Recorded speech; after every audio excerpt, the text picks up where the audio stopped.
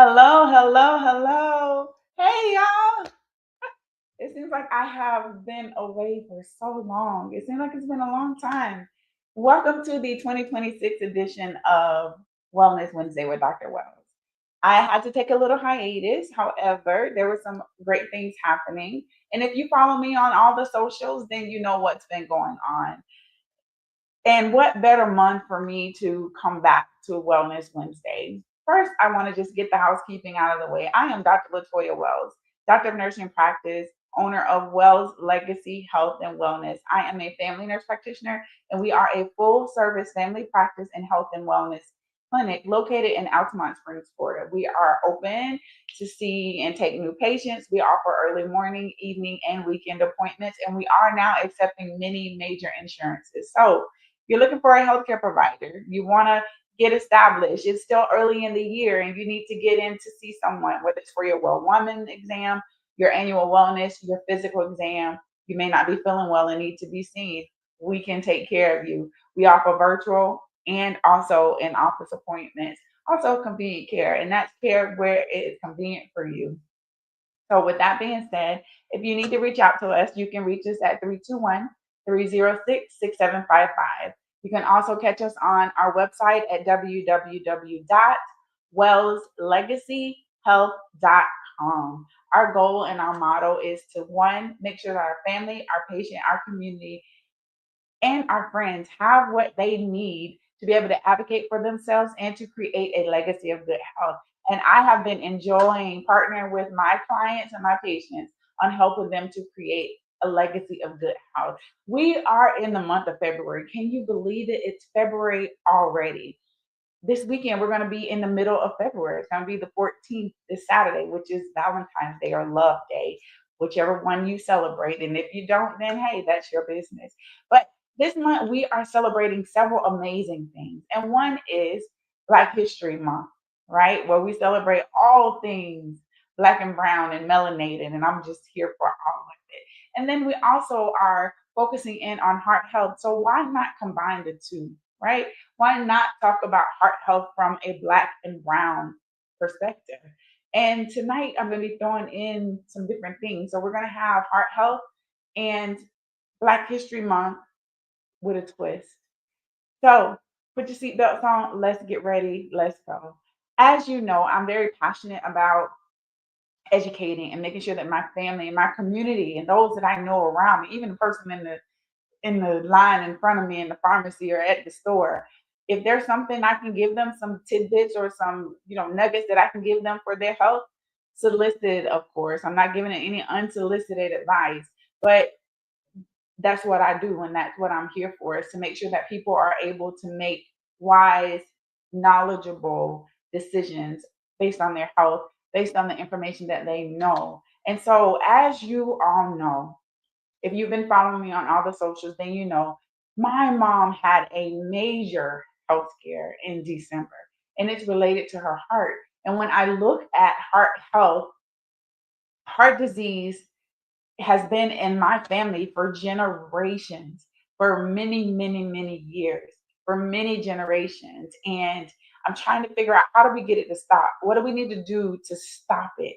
There are some things that we can do as individuals, regardless of your family history. There are some things that we can do. We can't change our genetics. We can't change the family that we were born into and the heart and the health that is in the bloodline, but there are some things that we can do to change the trajectory of our health and our lives based on some of the things that we can do within our control. And we're going to talk about those tonight. So I want to thank you for being here. And as we recognize Black History Month, we celebrate one, resilience, leadership, innovation, and progress. Look at the screen. Who do you see?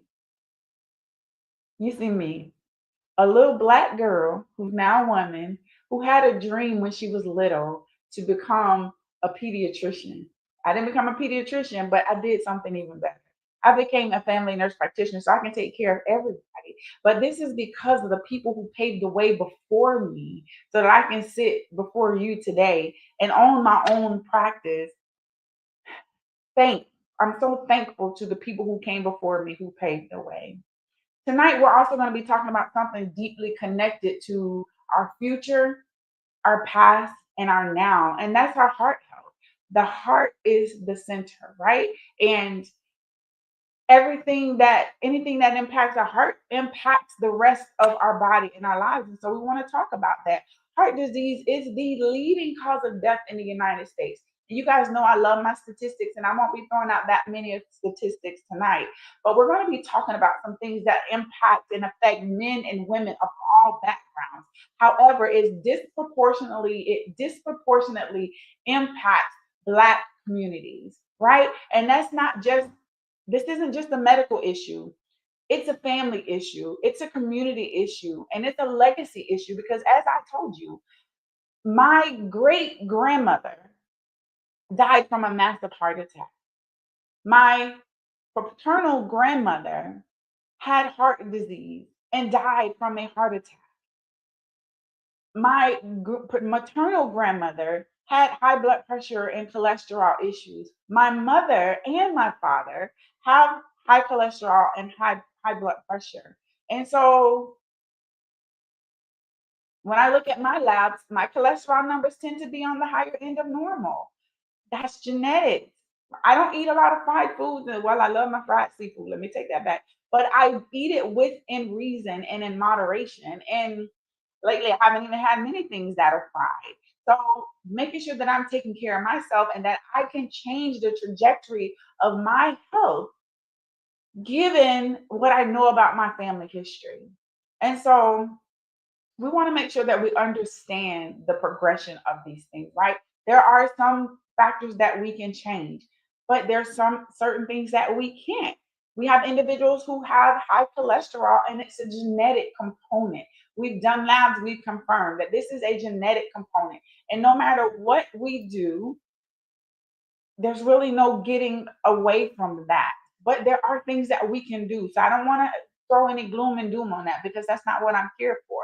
But I just want individuals to understand what is ahead of them and what they're facing and what options there are. And these are conversations that I have with my patients each and every day during each encounter. So when we talk about heart disease encompasses several different conditions. You have heart attacks, you have strokes, you have heart failure, and you have high blood pressure.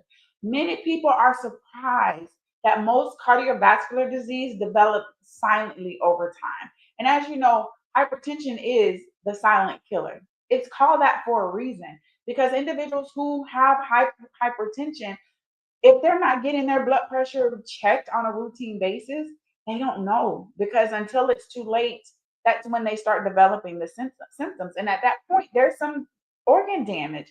There's some damage that has been caused by this blood pressure being elevated.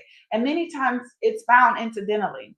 They go in for a DOT physical and they have protein in their urine and their blood pressure is through the roof, right? You go in for an eye exam and there's some abnormalities that are seen within the back of the eyes, right? And so they check the blood pressure and it's elevated, and I mean, I can give scenario after scenario, but what I want you to know is,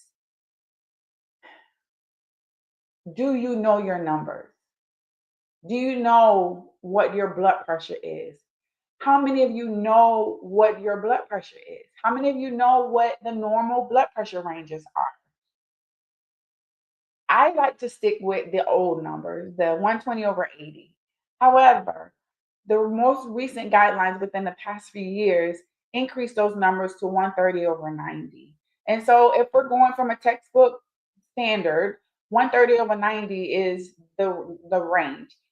I personally, and what I tell my patients is let's aim for that 120 over 80 when we're looking at the blood pressure. And now I want to say this, if you are someone who has high blood pressure and your blood pressure has been high for a long time, we don't want it to drop like that instantaneously because it could cause some issues.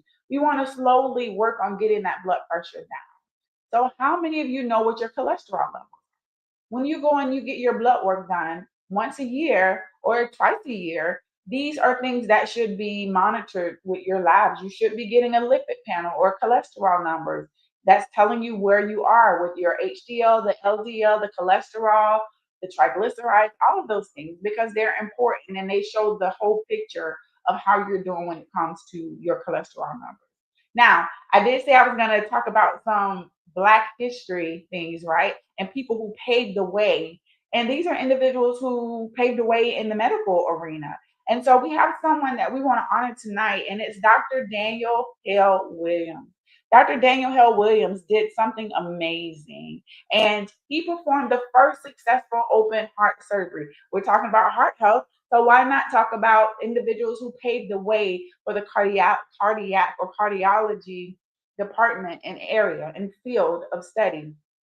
First open heart surgeries in the United States in 1893. He also founded the first interracial hospital. It was called Provident Hospital in Chicago. And so his work, the work that he did, helped to advance cardiac surgeries, as we know. And if you've been following me on the social site, you know, or you may have seen, I put some videos out there that my mom had a major health scare in December. On Christmas Eve, she was shopping, I was shopping, she was in one store, I'm in another store. I get a phone call. I fly, literally, I wish my car could have turned into an airplane at that point, but I rush over to where she is. We bring her to the hospital thinking, oh, it's one thing, not too bad. Put her on some antibiotics, she'll be fine. Not so. My mother experienced a very traumatic situation within her health, and she had an aortic dissection. It's where her aorta began to separate. She was flown from one hospital to another and went straight into surgery and was in surgery for several hours. I'm so grateful to the Lord that she is here today. She is recovering. She is doing well. Her numbers are looking good. She's healing. She's gaining her strength. I'm so grateful to God for my mother's life because as a healthcare provider, I've seen patients. I've walked with patients. I've been there when they've come into the ER and we were witnessing what was happening. But to see this happening to my mom was one of the scariest things I have experienced in life. And I'm just grateful that she's here. But it was because of Dr. Williams that the surgeons knew how to perform the surgery to repair my mom's aorta and to replace her aortic valve. Like,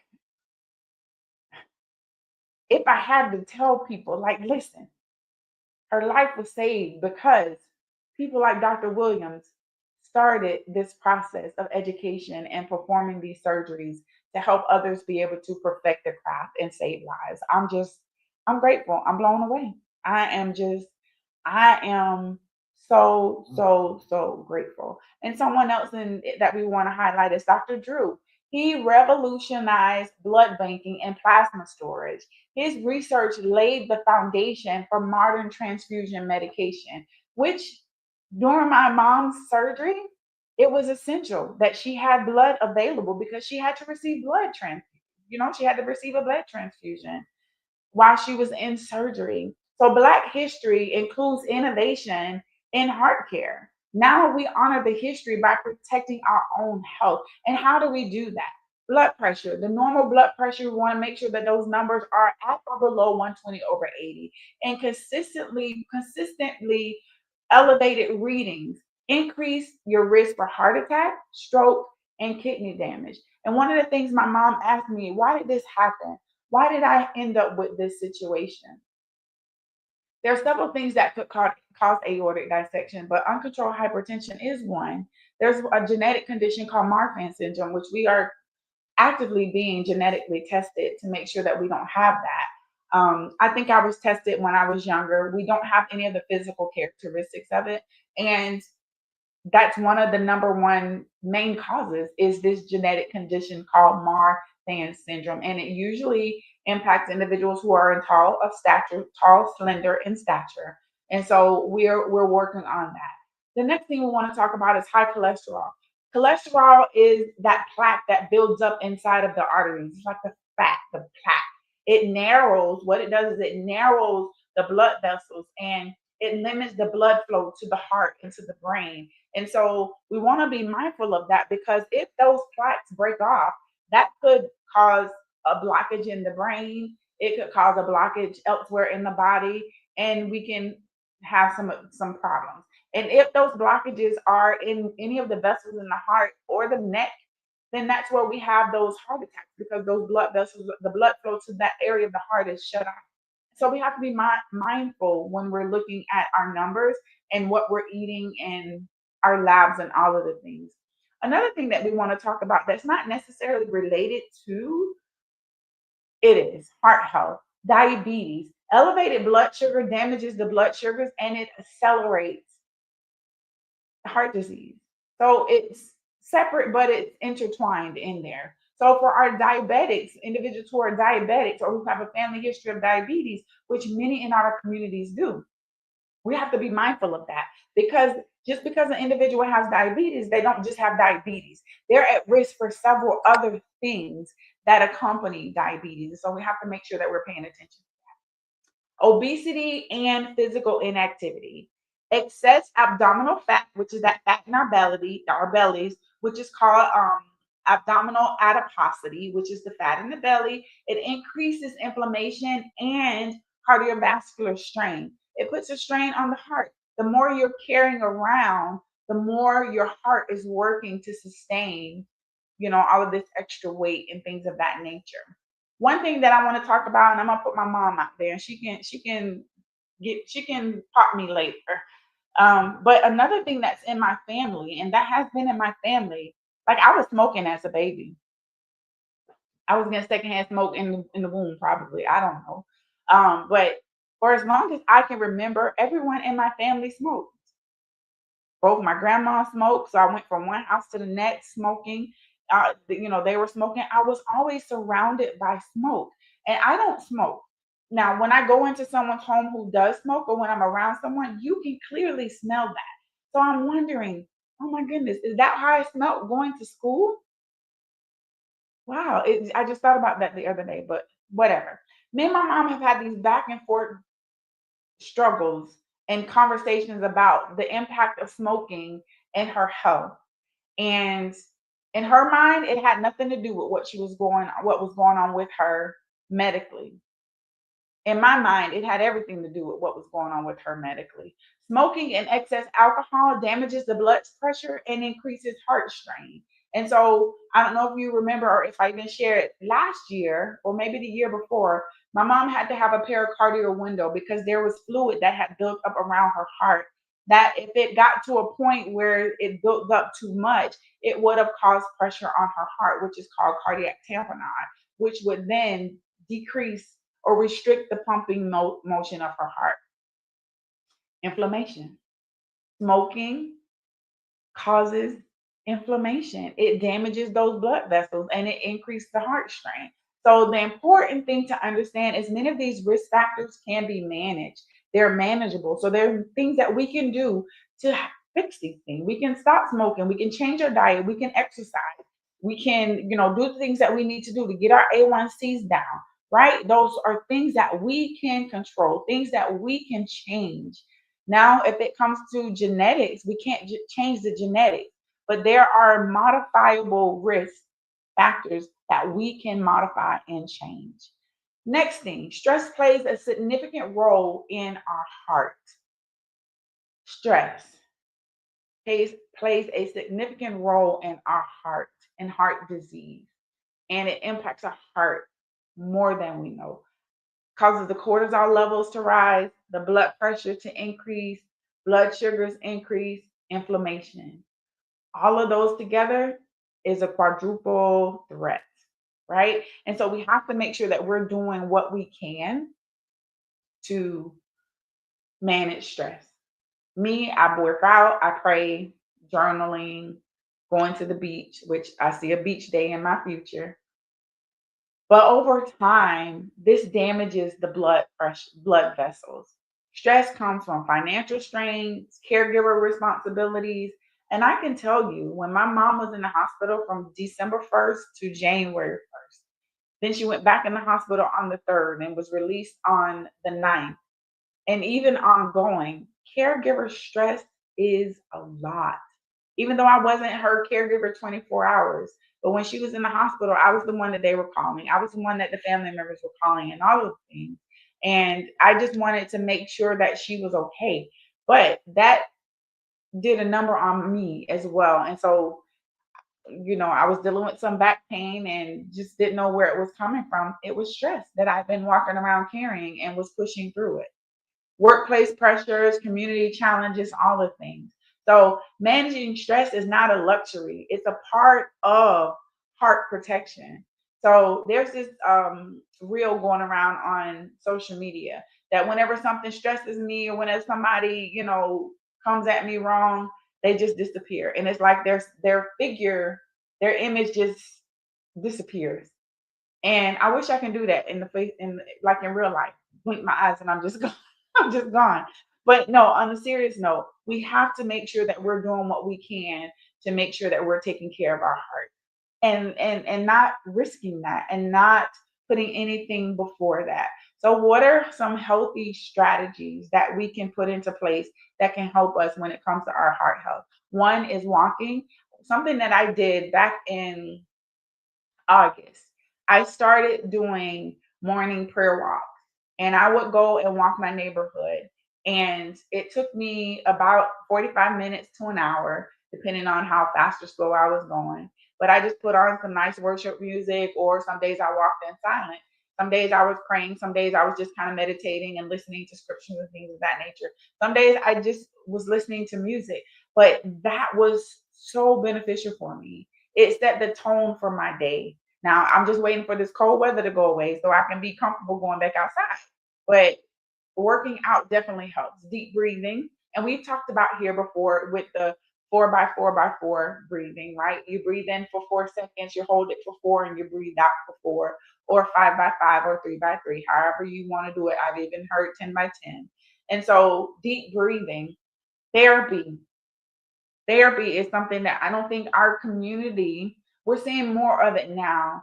But when it comes to some of the men in our community, even some of the women, where a lot of people are opposed to therapy. And I can tell you, I'm such a proponent for therapy because it definitely helps.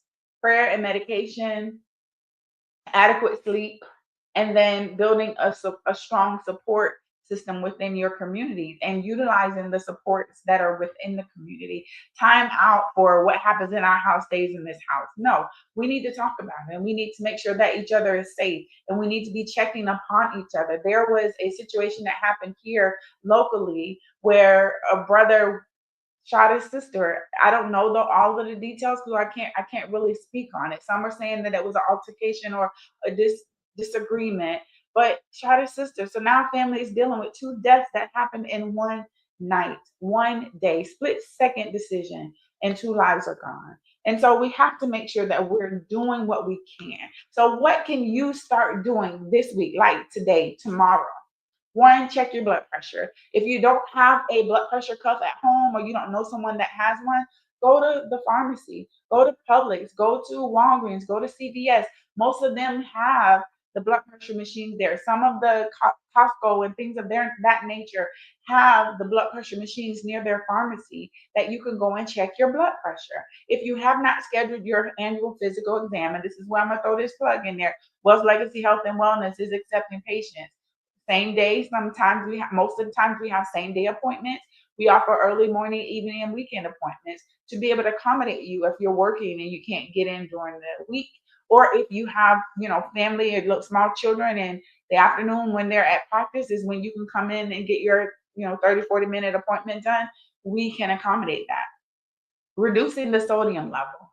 Me and my mom had a major talk about sodium, and we just got to make sure that we're doing what we can to take care of ourselves. Increasing the fiber and whole foods, walking at least 50 minutes a day or per week, 150 minutes per week. So that's 30 minutes, 5 days a week of high intensity exercise or walking. Just start there. Strength training 2 to 3 times a week. And then aim for 7 to 8 hours of sleep at night. You don't need to be perfect. You just need to have some consistency there. Get a consistency or accountability partner, someone that's going to help you stay on track and keep you accountable to yourself. The small changes is what can be sustained over time, will create powerful impacts in the end. So, I want to talk about some of the warning signs of a heart attack. And again, know that in women, heart attack symptoms don't show up the same. So typically, the most common or in the hallmark signs are chest pressure or discomfort. And I saw a member, a patient today, and he said that he felt like an elephant was sitting on his chest. Shortness of breath, jaw pain, neck pain, back pain, arm pain, nausea, and unusual fatigue. Typically, women experience the jaw pain or the upper back pain is one of them, and then nausea is what many women experience. When we're talking about stroke, remember the acronym FAST: facial drooping, arm weakness, speech difficulty. It's time to call 911. Do not ignore those symptoms.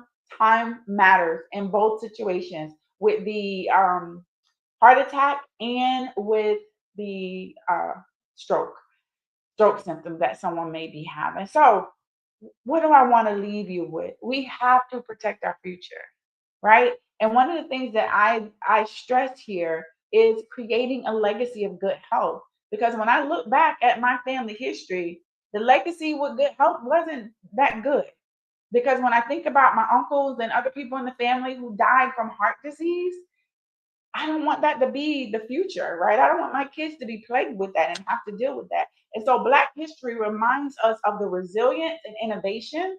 It also reminds us of the importance of access, advocacy, and prevention. We have access to resources that many of our ancestors and forefathers didn't have. And so we have to make sure that we're utilizing those resources. So the greatest way to honor history is to stay healthy through building the future, healthy enough to build the future. Your heart matters, your life matters, your family deserves your wellness. Commit to one action this month. Know your numbers, move your body, schedule your preventative care. Community health begins with individual choices. And if we make those individual choices as community members, how powerful will we be? If we're healthy enough to one where we're decreasing the statistics when it comes to high blood pressure and strokes and high cholesterol and heart disease and diabetes and all of the other things that plague our community for many, many years and centuries. How much better would we be if we say it stops with us, it stops with this generation? No longer will we have generation after generation after generation of family members who are dealing with these issues. As I close, I just want to say,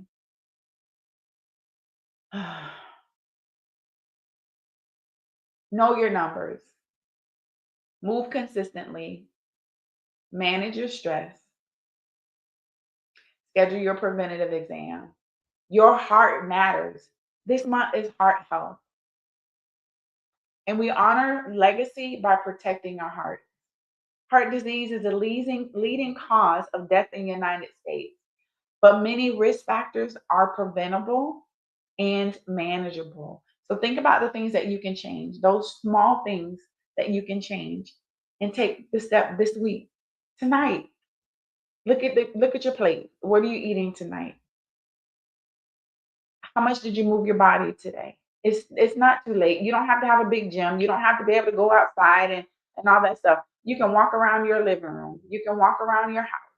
There's things that you can do. Strength training. You don't have to have a whole gym with all this equipment. There are YouTube videos that show you how to exercise without the gym equipment and things of that nature.